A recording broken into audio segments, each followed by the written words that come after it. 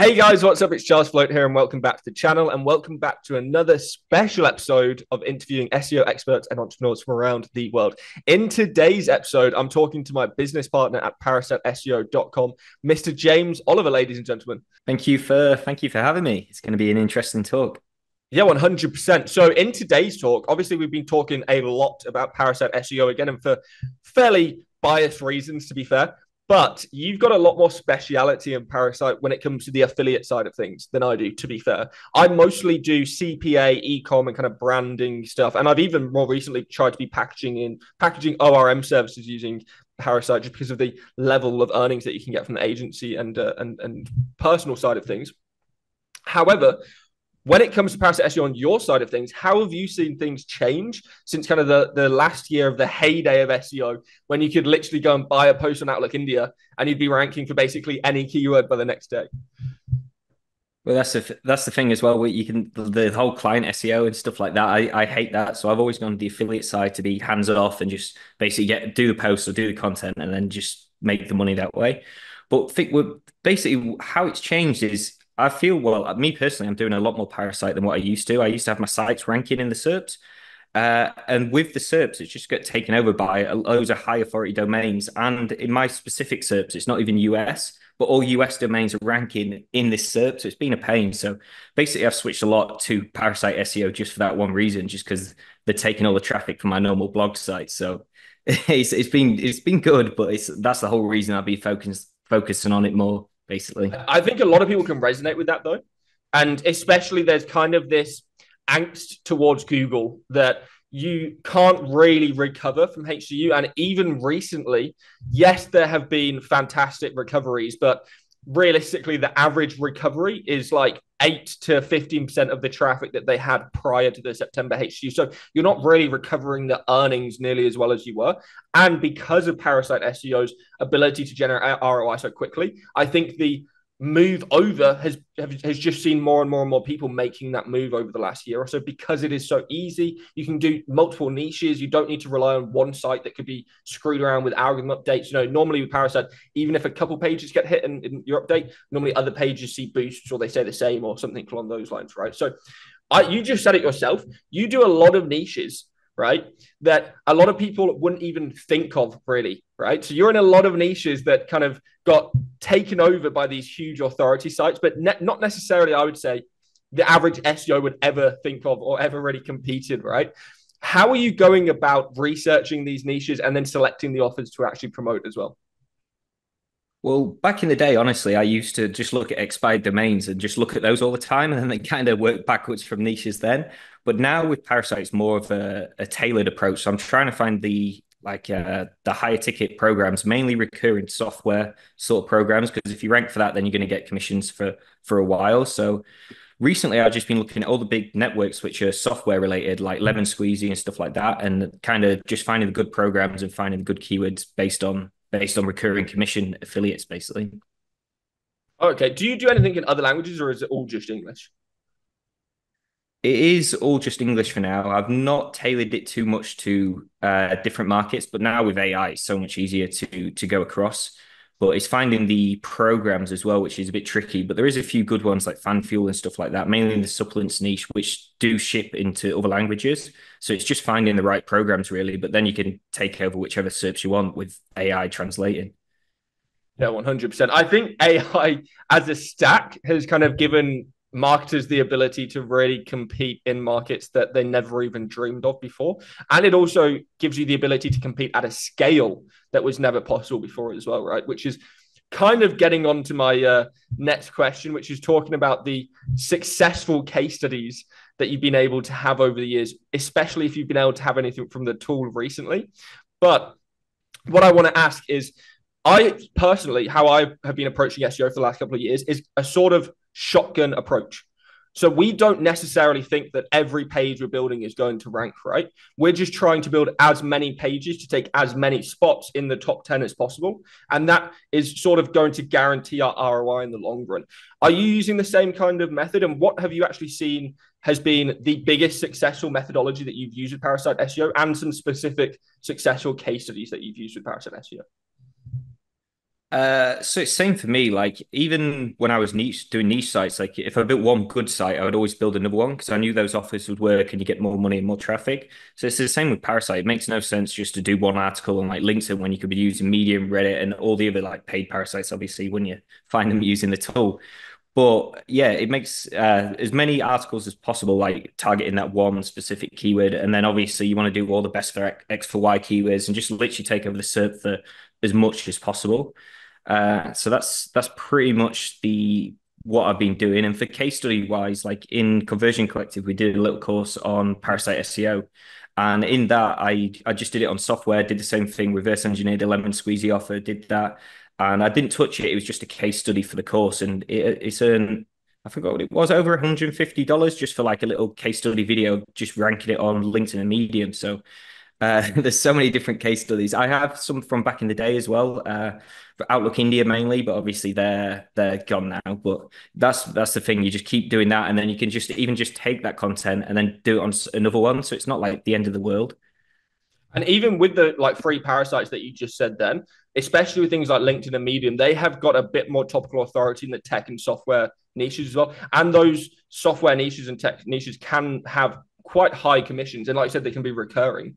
And because you're using free parasites, the ROI is pretty much guaranteed at that point, right? Because you made $150 off of 2 pages going live for free, right? In the course of like an hour of making the course. If you scale that out across every single day, your earnings can be absolutely incredible, right? And I've seen this happen routinely with so many different people over the last couple of years with Parasite. It's really quite incredible. So my next question is one for the kind of beginners in the room, but what are some of the more common mistakes that you see, especially because you've been working more recently with more beginners, more affiliates, more people that have been working with the tool and Parasite SEO for the first time? What are some common mistakes that you're seeing from those beginners that they're making early on? Well, we kind of already touched on it just a second ago. Is just doing one page and then forgetting about it. So that's what a lot of people do, and then they realize, then they think it doesn't work, or they try and go for like super competitive terms, but they don't have additional content supporting it, or they're not going for like best X for Y kind of keywords. So like if you are posting on any of the common sort of parasites, let's just say LinkedIn and Mediums, you want to be into linking them, but you also want to be going for parasites what you don't really think of, like the local forums in that sort of niche, because they do really well. It's just trying to get in there and get the keywords out there, but you just want to basically take over the SERP as much as possible. So the biggest mistake is not doing enough posts and not trying to find niche relevant places where you can rank those keywords and going for the long tail best X for Y sort of keywords as well. That's the actually a kind of next question for you as well, which kind of moves perfectly on. How are you scaling these campaigns as well? Are you using VAs for anything? Have you started using AI content? What are you starting using any like automation for the browsers to kind of post pages and stuff? Yeah, so this is the thing I need to scale and work on a little bit more. So for me, it is literally just that. So it's VAs and it's AI content because I can literally just give them a brief and show them examples of content, get them to and just give them keywords, get them to produce the content in AI or Cuppa and ChatGPT, and then just post it on these pages, which is fairly simple and easy. And it is fairly scalable, but I would like to do some automation with like make.com and scale it that way. But at the moment, it's all human process, but it can scale quite highly and you can get a lot of pages done in a day if you just do it that way. Are there any compliance issues with Parasite and T's and C's? Because I know when you apply for a lot of offers and programs and stuff, you have to apply with your specific domain name and website. And sometimes that website has to have a minimum amount of visitors or some other metrics or something for them to use. Are there any kind of issues that you've ran into with those compliance side of things? Well, luckily, obviously, I have the portfolio site. So a lot of the times I just put those sites down and then you can get in that way. But even if you do have a portfolio sites and you say your traffic's like a lot higher than what it is, you generally sometimes are still not going to get accepted either way. So generally it does take a follow-up question to get accepted. So for me, I've not really had too many compliance issues. It's just the case of following up, even if it's just automated and they'll just say not accept. But if you just send them an email, generally you are going to get accepted. But there's so many different offers and so many different products out there, it doesn't really affect anything for me. Yeah, normally on the free page, though, you go and edit them and change the offer if you get like banned or something out anyway, right? And like I said, there's just so many that you can just recycle between different offers at any time. When people are actually using the tool for parasiteseo.com, are there any specific pro tips that you've been able to come across, any hidden kind of features or anything that you say to people or any tips that you use? So obviously we've been playing around with it a lot, and the biggest tip is just use it like most SEO tools. So you have all the data, everything there, but you just want to be searching these keywords and saving them into projects and then going like basically batch working it. So save them all into a project, go that, and then go through and then look at it all and basically get publishing. And that way you'll kind of get a good idea of what's ranking in kind of each niche, and you can delve in a little bit further and then just basically blast the content out in as many different places as possible. But the bulk analysis is also good for checking multiple keywords because that saves a hell of a lot of time rather than doing them individually as well. So for me, I've basically just been focusing on personally is mainly affiliate keywords, but I want to do a lot more local and try like the local affiliate networks and do a lot more like rank and rent style parasite pages next, which is going to be fun. Yeah, exactly. I actually think local is kind of the next frontier. And I know that Mr. Yuki on Twitter has been posting some interesting stuff about using EMDs, 301s and stuff at Parasite domains. That is just crazy. So I definitely think that there's some next level stuff out there for all these different types of SEO. I know it's going to be very niche dependent here, but what are kind of some CTRs, some click through rates, and some kind of conversion rates that people can expect from your Parasite SEO campaigns? Yeah, so I heavily focus on this. So I want to make sure they are optimized. A lot of the times, like I get my VA to do it, and they're just like the MVP sort of parasite pages, and then I'll go back in and edit it. But if it's more of a paid opportunity, you have to actually put a bit of money there. You want to make sure the CTA and everything's set up properly. But I like to within the intro, I like to have one bold line saying this is the best tool for whatever it is, and just bolded with a link because it's right at the start. Loads of people don't want to scroll through content, and that for me has helped the click through rate massively. And then obviously tracking links for each product afterwards.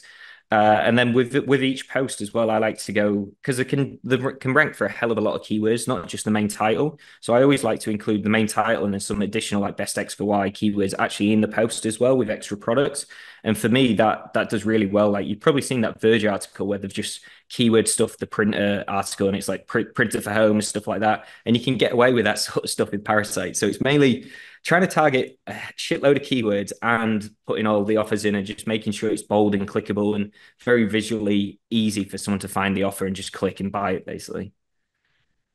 So, how are you formatting some of those CTAs and how are you placing it? I know you said you'd have the main one at the top that you normally have, where it's kind of the line for best of. Is there any other kind of Mm. formatting and even like some CTA wording tricks and stuff that you've been using?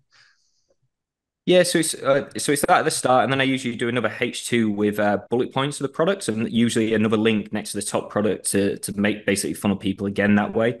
And then each product with like an image and setup, and then I always keep the CTA on a separate line, so it's going to be a short separate line. It's not going to be stuck inside the content. And then generally, I do mix this up like the CTAs, but you want to tell people to take action. So you say, click here to get the product, or along those lines, you want to tell people what to do. And that generally helps with improving the click through rate. And the final kind of question that I had for you as well, are you doing any link building with these Parasite SEO pages?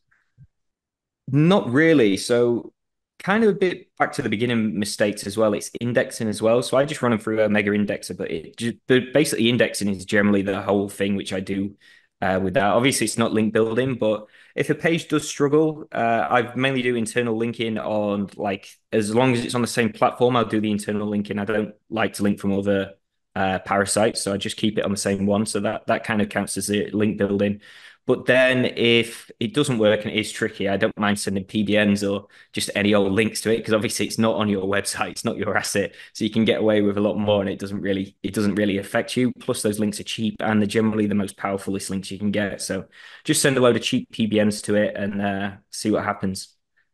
Yeah, 100%. I kind of agree with all of those points there. And I appreciate you coming on and doing this Q&A. I know a lot of people are going to get a lot out of this because affiliate is probably the number one thing that I get asked about. How do I place my links? Where do I get my offers? All this kind of stuff. And you just answered everything for you in there. Is there anywhere people can find you specifically online as well?